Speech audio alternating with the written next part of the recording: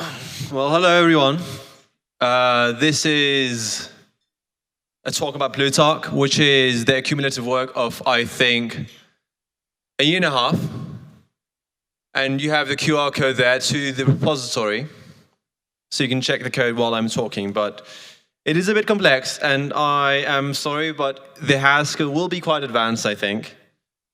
And if you do have any questions, please do feel free to ask, because I do not have enough documentation, and I will only go over a small part because there is quite a lot to cover. And there are quite many things that I have not included in this talk. Plutarch is meant to be an eDSL to rule them all, essentially. It is meant to be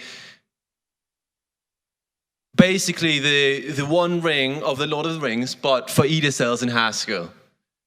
It's meant to support every use case you can imagine. Web, WebAssembly, GPU.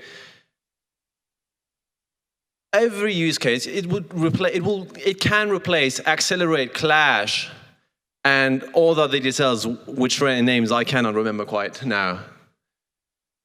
The core idea is the same way we have effect systems, you have polysym, you have effectful, they are extensible, you can define effects. And in the same way, I thought, well, don't these quite look like languages? I mean, people also do talk about defining eDSLs in polysemy, but the core issue we have is pure, because you can inject anything into eDSL, but that's not quite the case in reality. Often we don't want pure, and that's essentially the core challenge of Plutarch.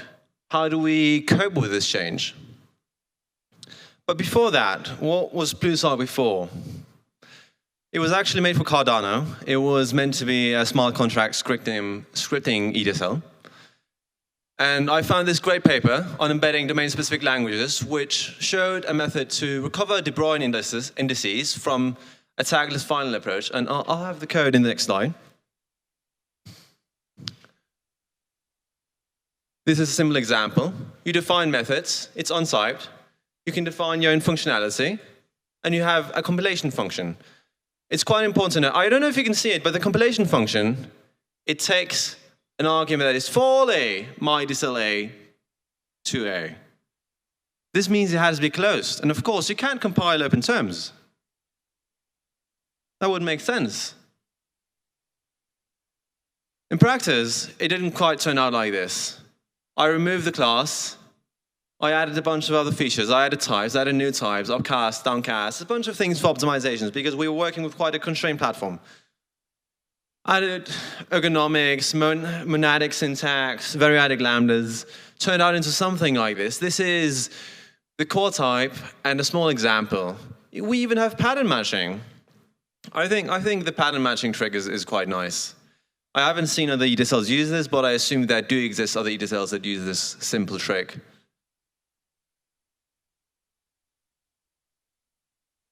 But this wasn't quite enough. The former wasn't extensible. I wanted everything. And it began because Twig was also working with us, actually. They were working with us in the sense that they were auditing the smart contracts that we were making, we as in MLabs, which I was working for at the time, and they wanted types.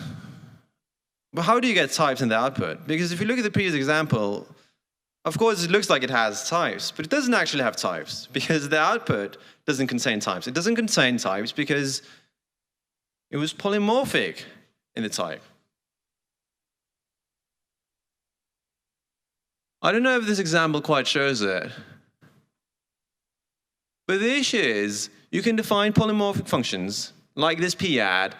Imagine you replace the p-pair, pn by something like p-pair ab. You don't know what A and B are at runtime because what is the eDSL actually?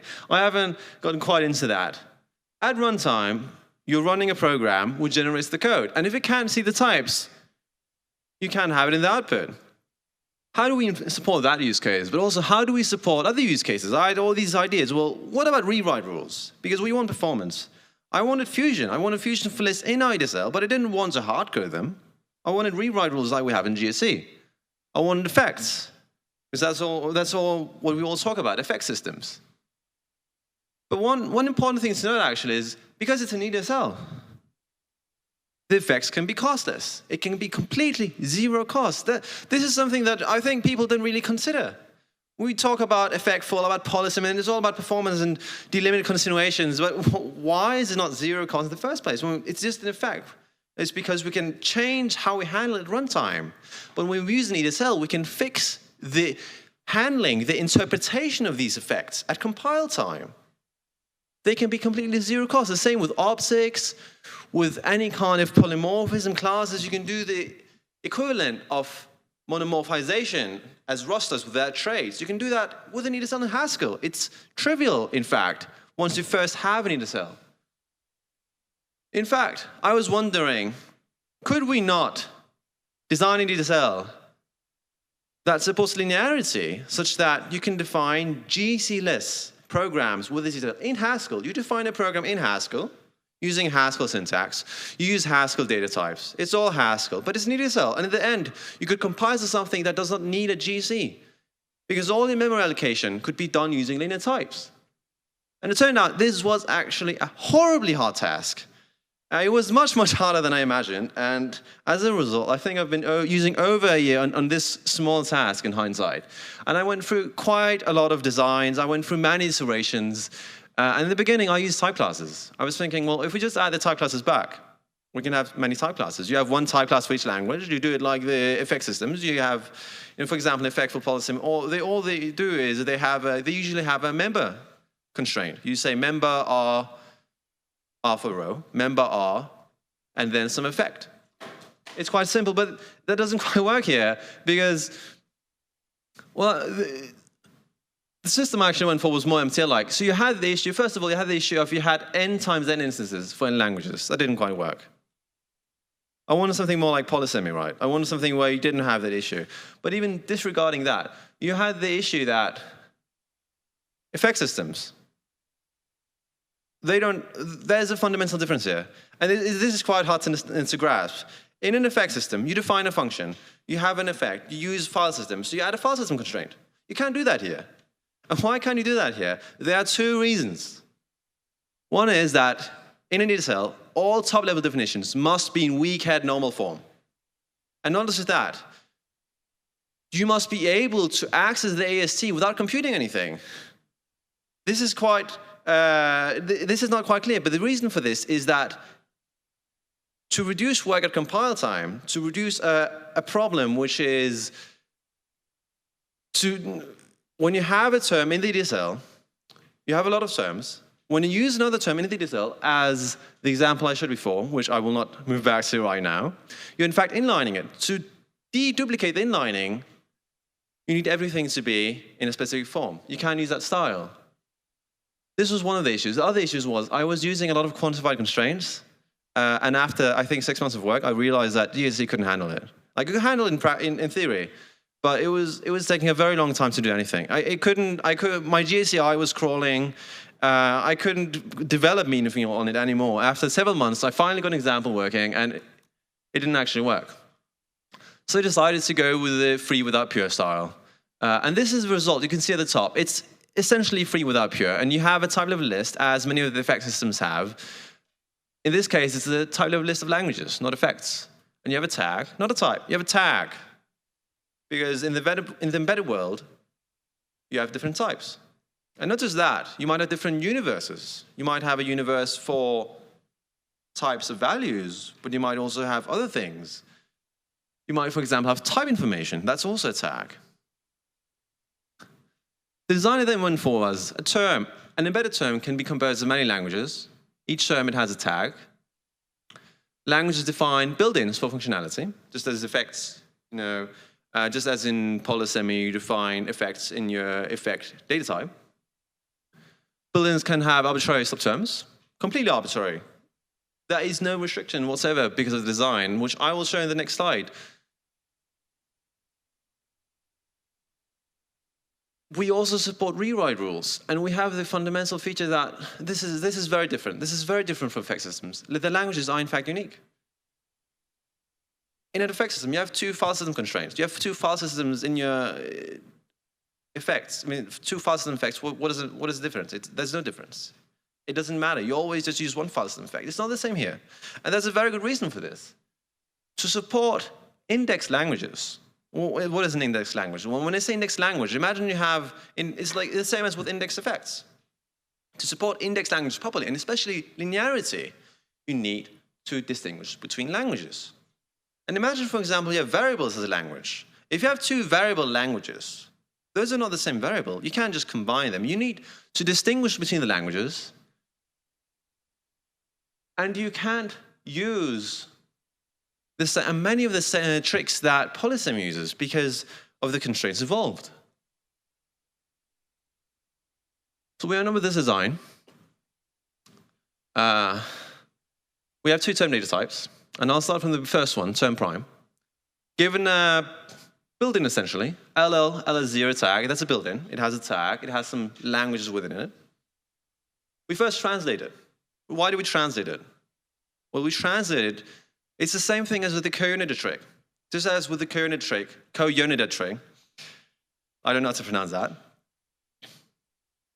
We don't want type class instances, right? We don't want to have a constraint that says you must have functor for all of your effects or some other more complex type class. We didn't want this either. So we use the same trick where, essentially, in non-category theoretic terms, because I do not know category theory, you carry around the work with you in the term that you have yet to do. What does yet to do mean? For example, consider you have a term and you want to permute it. And what does permuting mean? Why do we even have permuting? Well, permuting is changing the order, because the order doesn't matter. It does matter, but not in the same way.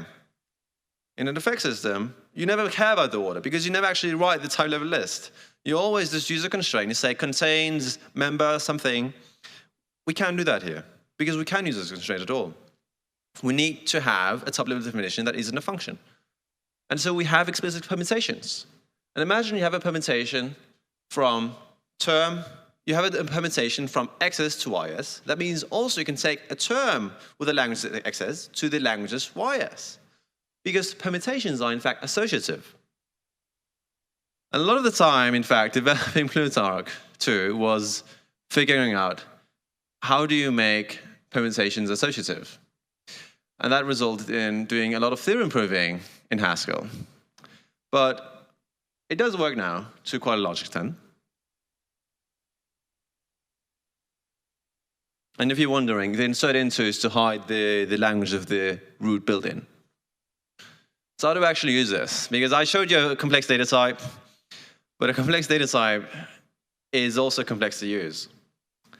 It was, in fact, a huge pain in the ass. Language being unique brought its own set of problems. But being unique means each subterm, you have two terms, you add them together. Imagine you have an add function. Add built-in, in fact. You add them together. They have different languages, so you need to catenate them.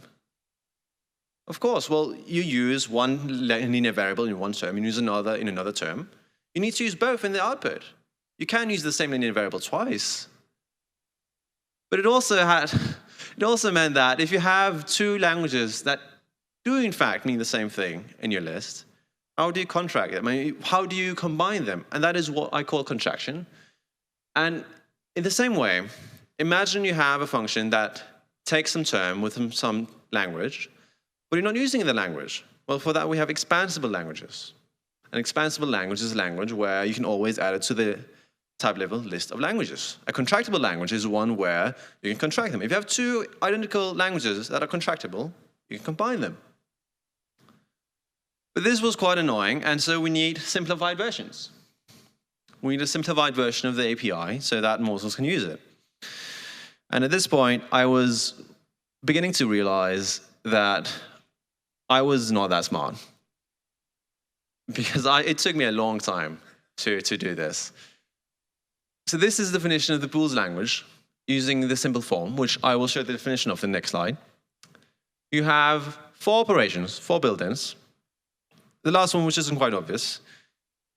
And, well, you have an expression that is Boolean. You have another expression that is Boolean. And I prefix all types with P because it's Plutarch. I do distinguish between built-in types and non-built-in types. Not built-in. Embedded types and non-embedded types. The LV0, well, that's the count of linear variables consumed. We need to keep track of that, because we need to know when no linear variables are consumed, and that will be obvious why later. The not, it's x1 argument.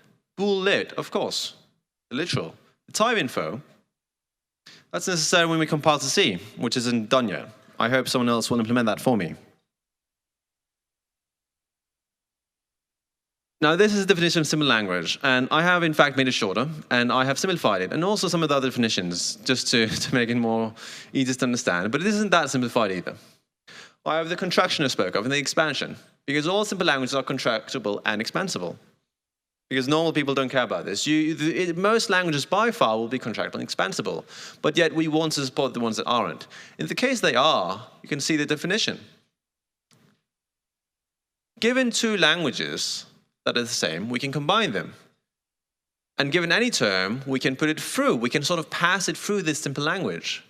And we have the case with arity 2, given two terms, we catenate them. And you'll see something weird here. Why am I using a catenation data type? Why am I not using a type family? Well, because the information contained in that data type is in fact relevant. And if you're wondering why this L is, I didn't quite explain it before, did I? It's this data type at the top you see. And it's there because if we didn't have this L, we would have an issue with cyclic type synonyms. It is a workaround. But it does work quite well. It does work quite well.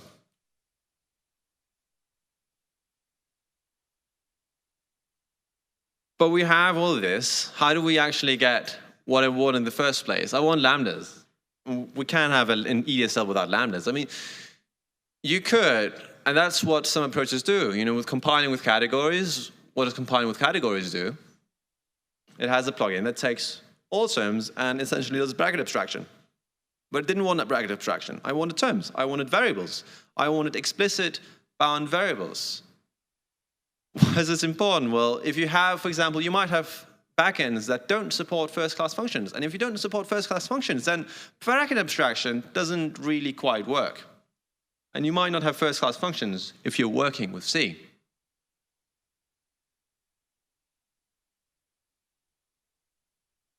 And so this is the definition of the LCDB. LC for lambda calculus and DB for De Bruijn. De Bruijn being the guy who figured out how to do De Bruijn indices and levels. You can see two cases of lambdas, lambda abstractions, and you can see two cases of variables. And it's quite a straightforward definition, actually. In both cases of the abstractions, we pop off a variable, and in both cases of adding a variable, we just introduce it to the context. I've hidden some definitions that are necessary, but nevertheless are not relevant for this example. You can, in fact, also see the pfun. It can be either linear or free. If it's linear, that's a linear lambda abstraction. If it's free, that means it's unrestricted. You can use its argument as many times as it wants.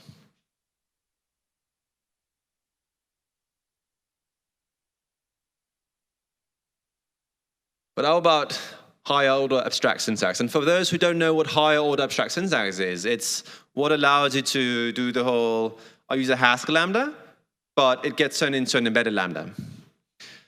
This was another challenge again, but it turned out to be surprisingly simple. And I'll flip through these two slides. We don't have any variables in this case. We have two cases for the lambda abstraction. And you can see they both take a variable. We pass in a variable to these terms, and these variables, they have a language, also called var, that is unknown. You can see we use some polymorphism here. And there's a good reason for why it has to be unknown. If you're not familiar with eDSL design, the simple example with gadgets where you do high order abstract syntax, you have the issue that if you have a Haskell lambda that takes an argument, what if you match on it? What if you pattern match on the argument? For example, assume that it isn't an unknown language, it is a known language. Well, we could, in our eDSL, when we use it, we could say case of arg and check what the representation is at Haskell time. But that's nonsense. That doesn't make any sense. But by using an unknown language, you can't pattern match them because you don't know what it is. Of course, you still have some other information within it, such as the permutation and interpretation and insert into, but this isn't quite as You can't do anything with this, so it's not dangerous. And you can see in the case where we have a free lambda, of course, we must not be using any linear variables. In the case where it's linear, we have no such restriction. And the previous slide to see if I forgot anything. Yes, there's one important thing. The original version of Plutarch, I had an S, and I'll go back to show that. What is the S? Where is it? There we go. Why do I have the S? Well, I have the S because the S shows whether it's closed or open. If the S is ambiguous, it is closed. If it's not ambiguous, if it's rigid, it's open. And this was necessary because you don't want to be able to compile arbitrary terms. And you have the same issue here. You don't want to be able to inspect or compile or do something with your language, with the language's argument. You don't want to be able to touch it.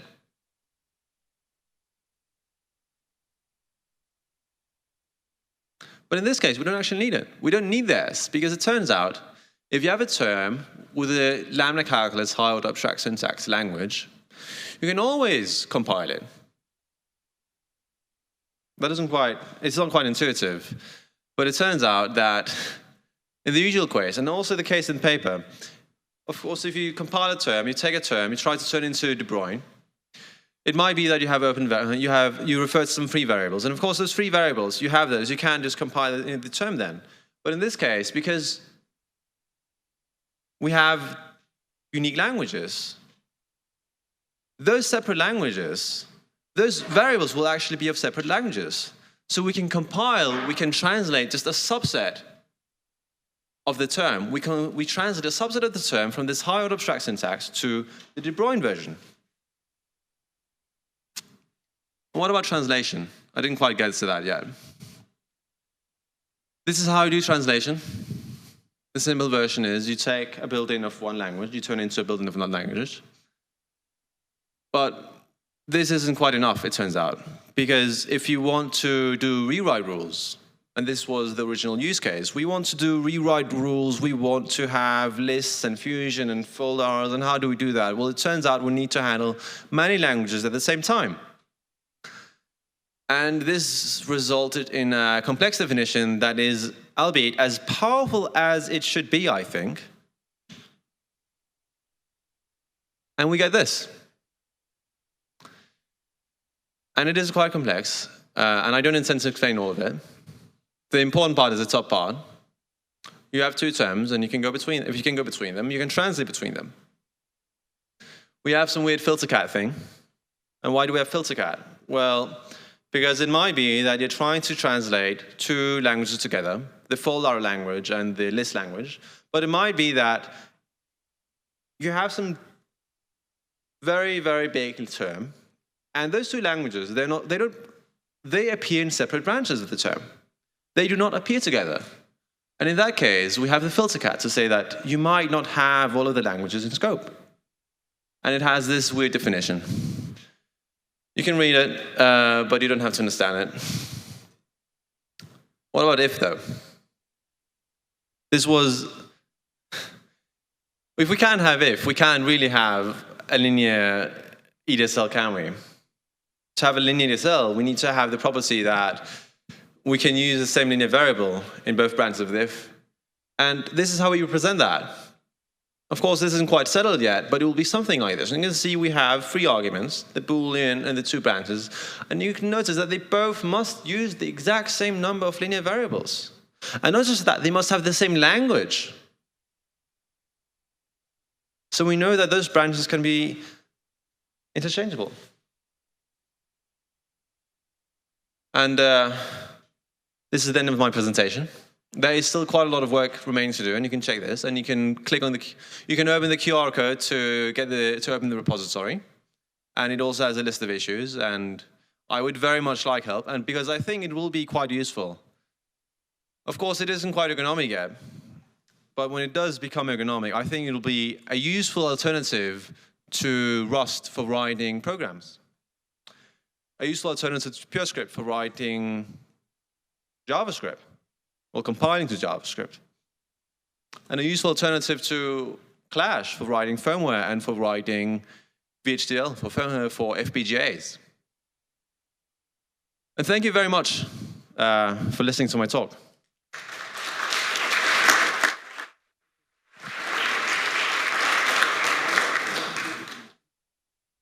Thanks, everyone. And and thank you for joining the lightning talks. Then I think at 5 we will resume with Connell Elliott's talk, which will be remote for him.